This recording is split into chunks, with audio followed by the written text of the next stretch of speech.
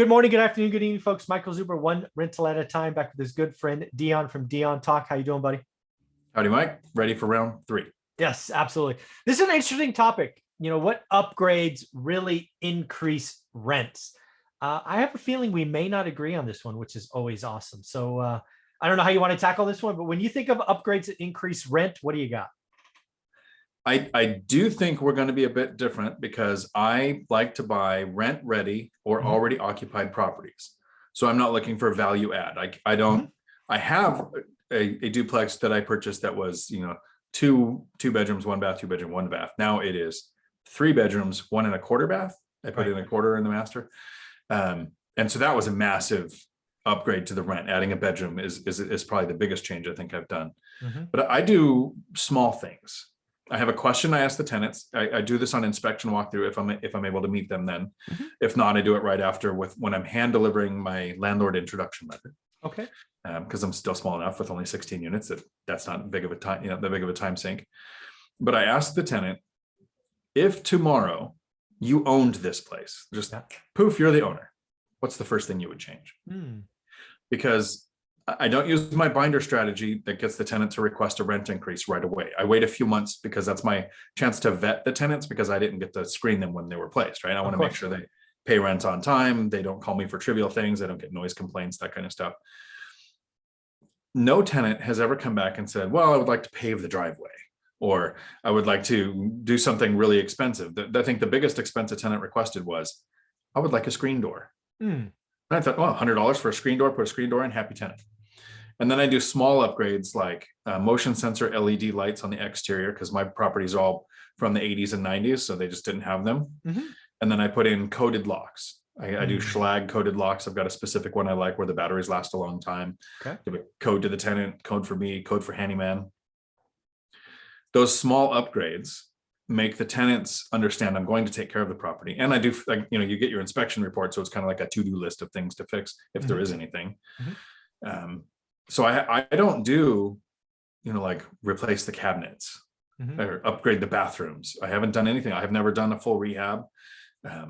So my system is fairly simple, but I'm not shooting for getting maximum rents. I'm shooting for limiting tenant turnover while getting rents close to the area average, which is the numbers that made sense to me when I made the offer on the property. Yeah.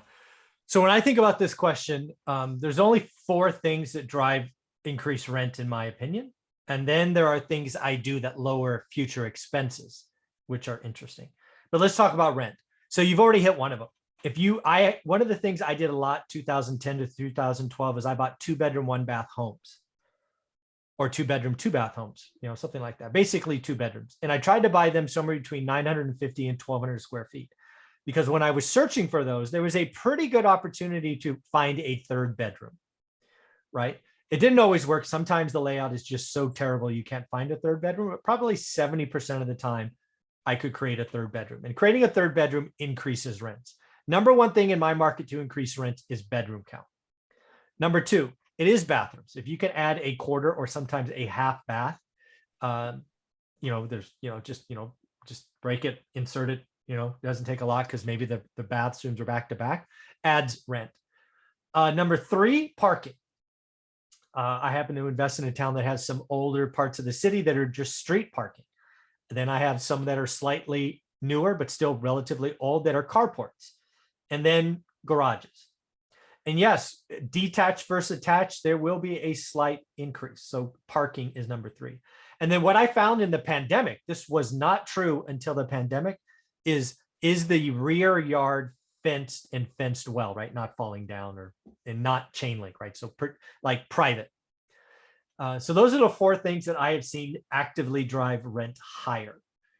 Does laminate flooring? No, but it saves on expenses. Does carpet in the bedrooms? No. Does new paint? No. Does new roofs? No. New windows? No. New mechanicals? No. But all those things may save me on expenses. But yeah, there's only 4 things that drive rents. An extra bedroom, an extra bath or half bath, parking, better parking. Like if I have street and I add a carport, that helps. If I have a carport and convert it to a garage, it helps. And then only like the last 18 months is if the backyard is fenced and private. That's what I've seen. So one thing that I like that you said was you like to look for places that have a certain square footage because you think if it's 2 bedrooms and there's enough square footage, there's probably a 3rd bedroom. And I have one duplex where I did that. And my single family house, I turned a carport, I permitted and added a 4th bedroom. So it became a 4-bedroom instead of a 3. And that took the rent from 1,400 to 2,200. I mean, it's Nice. a massive jump for that. Big jump. And that's with the housing authority. That's a Section 8 unit. So thank you, Joe Samoa, for the Bigger Pockets episode that told me to look into that. Bedroom count really matters for Section 8. Yes. I've never had a tenant ask or care what the square footage was. Never. They go, what's the bedroom count?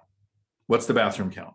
And parking is important. My units are more not rural, but parking isn't so much of an issue. One of the things I say to all my friends is I'm not going anywhere where you pay for parking. So if they have an event, family function, and it's in a city where there's metered parking, I just don't go. They're just not going to get me to go to that. So parking is really important to tenants. That's one of the first things I do. Is it's in my list of, these are the things that I would eliminate from my list. I like at least 2 bedrooms and a garage. So if there's no garage, I don't want to look. I won't buy in an HOA. I don't look for short sales because I don't want to deal with back and forth with the bank. I just want to buy properties now. Yep. And I have to have at least 2 parking spots for each unit when I'm buying. Because now, just so I'm clear, when you say parking spots, is that garage and spot or spot or it. exterior spot. And one of my things is I want to grow. I have a couple of properties that don't have garages.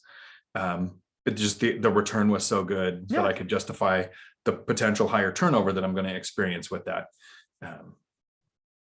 Have you added a carport or garage? I know you've converted bedrooms. I have not. Yeah. So over my career, I've done a lot of bedrooms. I've done a few bath additions. I've never created a garage, but I have added carports. Like there are some older houses that for whatever reason had a carport originally and then life happened and it went away. So I've added carports back and that's increased rent. Again, anything you can add. I have a triplex where there's a house with a massive 2-car garage, like it's a shop. And then there's a duplex that doesn't have carport or garage, but there's enough space to put in 2 carports. I think that should be on my next year's. Yeah, because relatively speaking, I don't know what you would do. I mean, you could do dirt, but I would probably do either stripes or just full on cement or gravel. But yeah, they're not that bad. There's a return there. Nice. Yeah, I'm definitely going to look into that one. Yeah. So then again, folks, a lot of things I do are actually to lower landlord expenses. And I didn't do this for a decade. Right. I just used to put carpet everywhere, just put carpet. And then I realized, you know what? Carpet doesn't last long. So now I generally speaking will only do carpet in bedrooms unless it's a 1-bedroom. Then it's just all laminate flooring. Like I have some apartments that are just little 1-1s. Then they get laminate flooring because it lasts longer. I do tile where there's water. So tile in the kitchen, tile in baths. Again, saves on turnover. What else do I do? Oh, I'll do not necessarily granite, but quartz countertops instead of Formica. Formica doesn't do well with water. I haven't done a Formica countertop in a decade, but that was it. Once quartz got to just about as much as Formica, it was just easier. They last a lot longer. I generally speaking will do undermount sinks versus on top, just because, again, I'm trying to prevent leakage. Water's nasty. Water's worse than fire, in my experience. So those are things I think of. So living in Washington, water is the enemy here too. Yeah. But it's not so much from the sinks, it's from the environment. So I do LVP, the new water resistant LVP every single room. Kitchen, bathroom, bedrooms. I won't put carpet anywhere. The only place I have carpet is on stairs. Yeah, to, makes sense. Reduce slip fall. Yeah, makes sense. And so LVP, it does cost more, but you do it once for 5 to 10 years at least, where carpet goes every couple of years. Yeah, LVP for me, but even in my apartments who have turnover every 2.5 years, it's 5 or 6 tenants. It's pretty good stuff. So yeah, very, very cool. Any other closing thoughts on this topic? Cool. I think it's important to look for value add when you buy properties in order to get the rents to go up. And it actually in a market like today, where 3 or 4 years ago, I would tell investors, look at what the rents are now and run your numbers that way. But I've changed. I tell people, figure out what the area average rent is, and then go 10% below that to give yourself a buffer. That's where your rents will be, because we don't have rent control here. So Ah, within a year or so, you're going to be with the binder. It's never not worked yet. I'm sure someday I'll find a tenant that doesn't like the idea or whatever, and I'll probably have a tenant turnover. But so far, every single time they've asked for the rent to go up. Actually, I've used it on all except for 3 tenants now this year.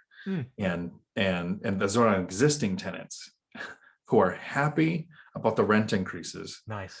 I'm happy about the cash flow. I can handle the expenses that are coming up, and the confidence to make offers on properties where I know I can get those rents up with some of these changes that we're talking about is letting me make offers on deals where I bought my duplex in May. 2 investor friends said, I would never buy that. Your cash flow is terrible. And I said, well, I did these small things. The rent is here now and my return is over 10%. They said, oh, I wish I had picked that up. So the flipped it as soon as you prove a theory. Yeah, of course. So if you know that you can get rents up to close to area average rent by just doing some of these simple things, more deals will become deals that hit your numbers. Yeah, do your work, calculate yield, make rent. I mean, it's all there in my spreadsheet that we talked about in the course, how to get started one rental at a time. So Deon, how can people find you? Right here on YouTube, Deon Talk Financial Freedom, and Tuesday afternoons, 4 p.m. Pacific Standard for live sessions. Very cool, man. Thank you very much. Ciao.